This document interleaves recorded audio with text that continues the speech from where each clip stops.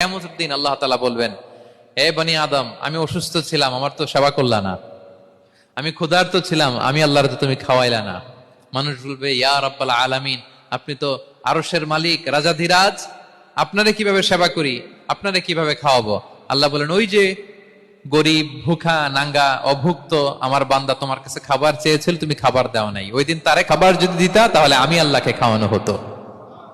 তাকে জামা দিলে আমি আল্লাহকে জামা দেওয়া হতো। তার চিকিৎসার ব্যবস্থা করে দিলে আমি আল্লাহর সেবা করা হতো। সুবহানাল্লাহ। ইফতার শেয়ারিং অনেক বড় সওয়াবের কাজ, মানুষকে খাওয়ানো অনেক বড় সওয়াবের কাজ, এগুলো যেন আমরা করি। আর যে ইবাদতগুলোর কথা বললাম, যেগুলোতে আল্লাহ তাআলার প্রিয় ভাজন হওয়া যায়, এগুলো আজকে আলোচনা শুই না, আজকে সারা রাত একেবারে ফাটায় ফেলছে ইবাদত করে, কালকে আর খবর নাই, এরকম আছে না? নাই না। আহাব্বুল আ'মালি ইলাল্লাহি আদওয়ামুহা ওয়া ইন কাল্লা। আল্লাহর কাছে সবচাইতে প্রিয় আমল হচ্ছে ওইটা যেটা বান্দা রেগুলার, ডেইলি বেসিসে করে, রেগুলার করে।